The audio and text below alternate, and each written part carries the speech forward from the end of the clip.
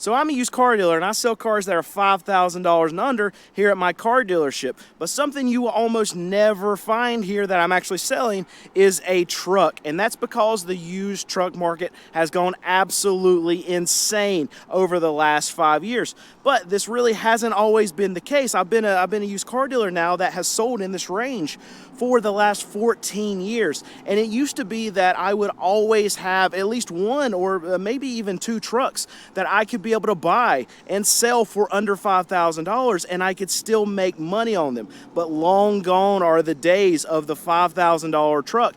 And I'm afraid that that truck that exists out there that's halfway decent that you can actually buy and drive for that $5,000 or under price point is probably never coming back. And here's the thing.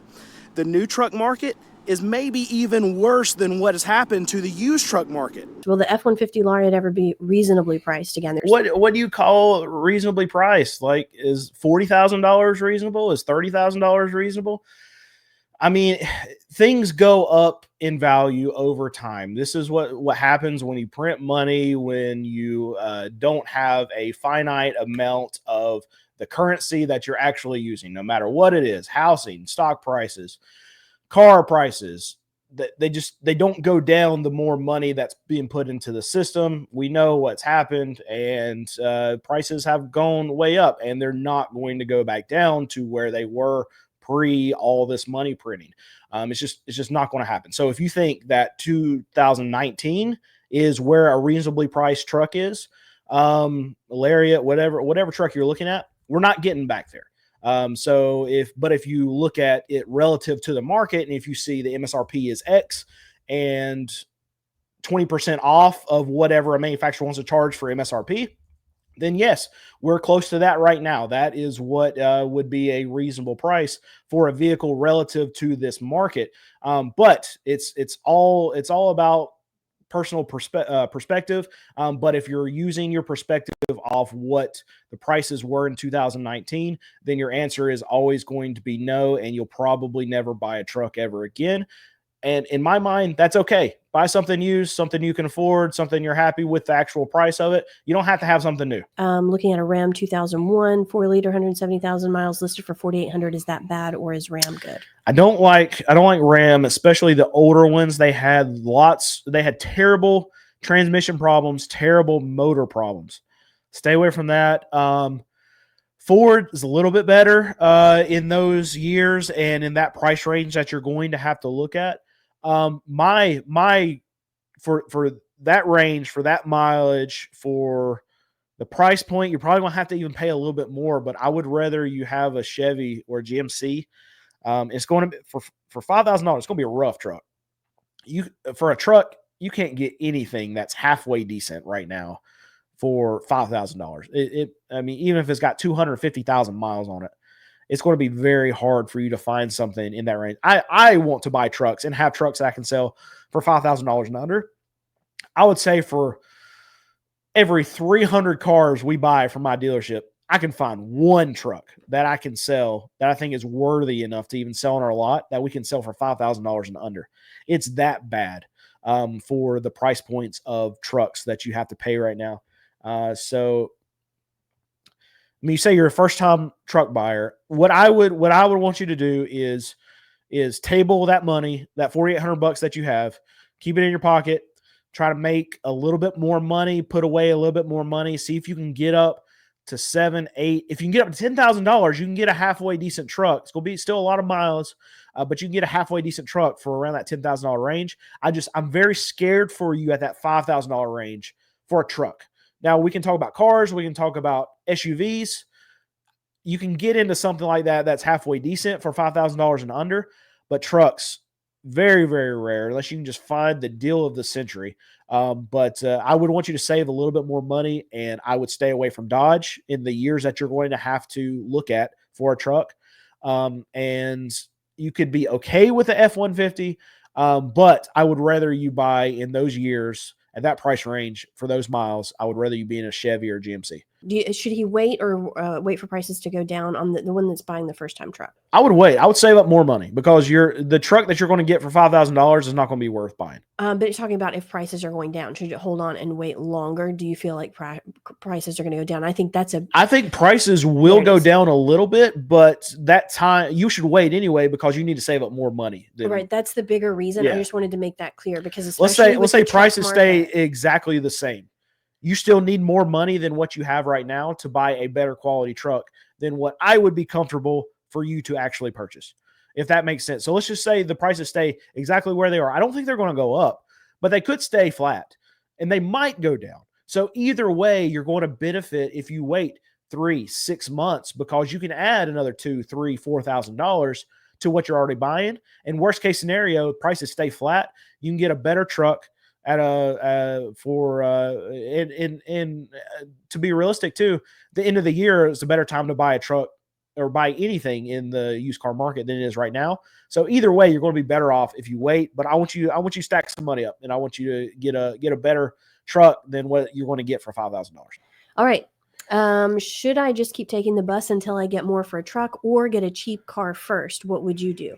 That's going to depend a lot on the car that you can get because you don't have liability on the bus, but you can wait longer with the car. You can kind of maybe stretch out that window. I don't know. I'm buying a cheap car first.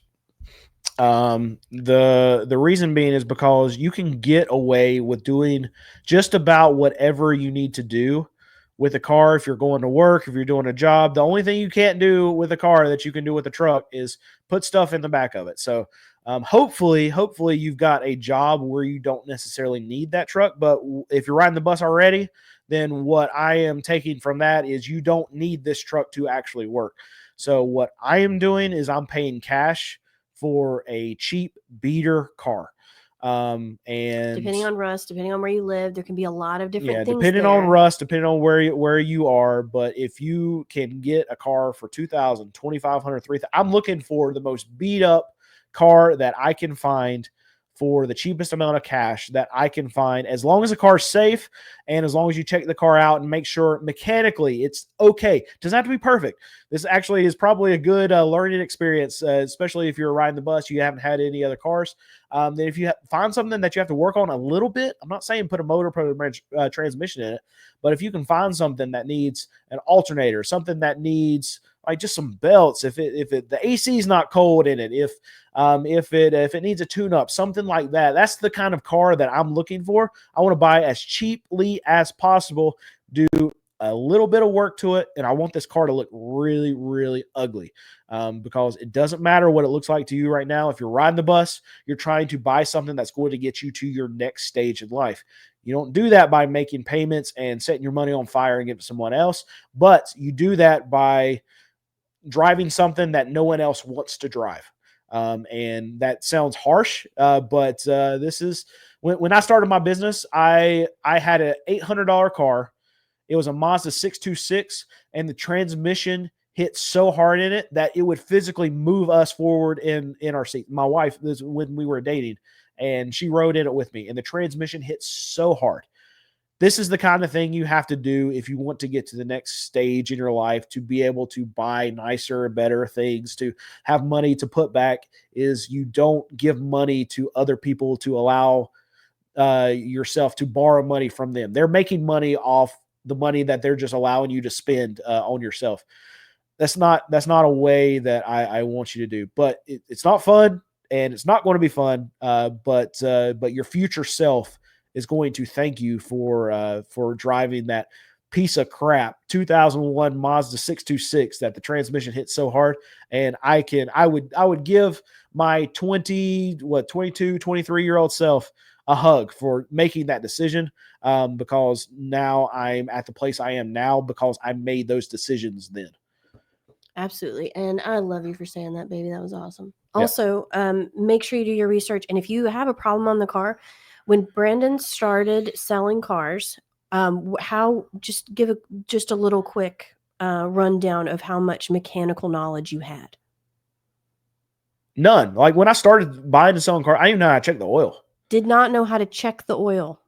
That's what you can learn everything. I've learned. I can I can do just about everything on a car now, minus Older cars.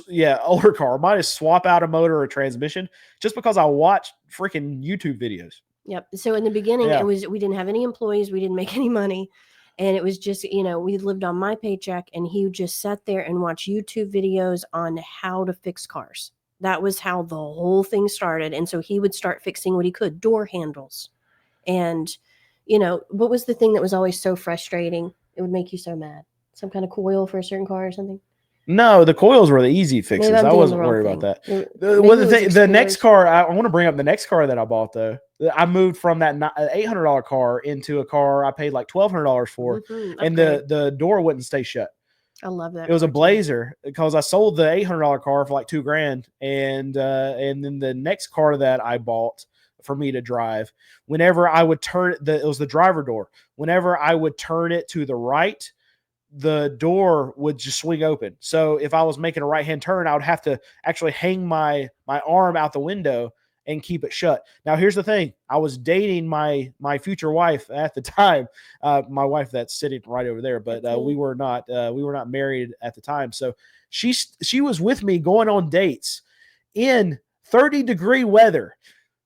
And I had to leave the window down while we're driving 40 miles an hour on the highway. And then whenever I had to take a right-hand turn, I had to hold on to the outside of the door as hard as possible to make sure it didn't open up. This is what we did to start our business, is that we drove all of these kind of cars, and we never took any debt to run our business. I started with $9,000 and a Ford Taurus. That's what I started my business with.